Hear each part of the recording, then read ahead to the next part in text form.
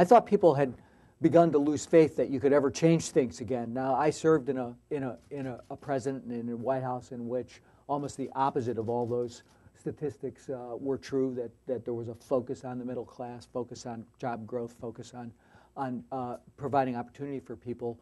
But I really had a sense that there was a feeling kind of out in the country when I began the project that maybe we couldn't get particularly the national government to work on behalf of working people again. My grandparents all came here at the turn of the century. They were all penniless immigrants from Europe, from Italy, from Greece.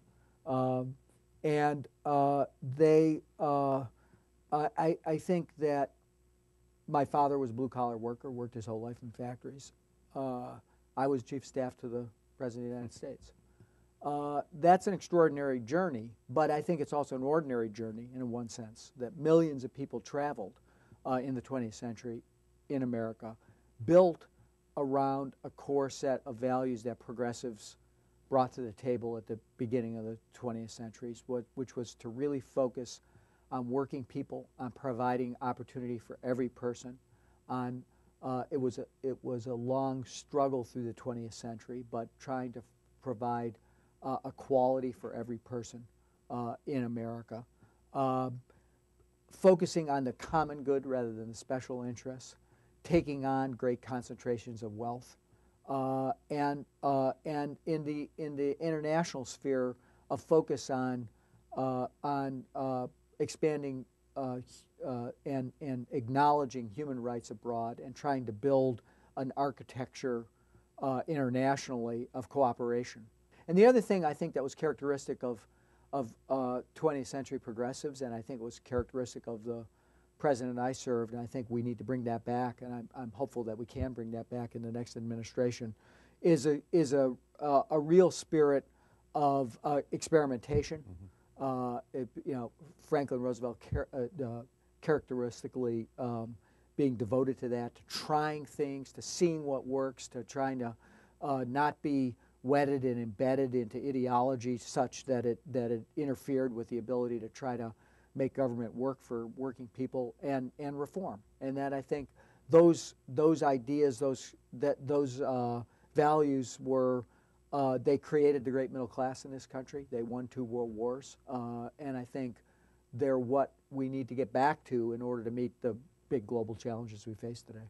We see energy transformation from a high carbon to low carbon base not only deal with the short-term energy challenge that we face from imported oil and what the havoc that the run-up in the price of oil has done to family budgets. We have a crisis on energy right now that has security dimensions and economic dimensions, but it'll pale in comparison to the global warming crisis the country will face. We see that not only as meeting the challenge, though, on energy and climate, but as a central element of what the president's next economic policy should be. That energy transformation, innovation, job creation ought to be built around a new clean energy strategy. We clearly need to move to affordable quality health coverage and get people focused on wellness and disease prevention and disease management. Get the cost of healthcare down overall. Right. You and I have worked a lot on that. We need to restore the power to form a union. We need to raise the minimum wage. We need to focus on fair tax policy that provides tax benefit to the middle class and particularly the working poor in this country. And then in the international sphere, obviously we need to restore America's standing in the world, and we lay out some specific ideas about how you redeploy the ground force from Iraq on a more timely basis, make the right kinds of investments in our military to reset and restore the effect of that, focus on Afghanistan and Pakistan, but then rebuild the alliances around the world to face the big global challenges that we face.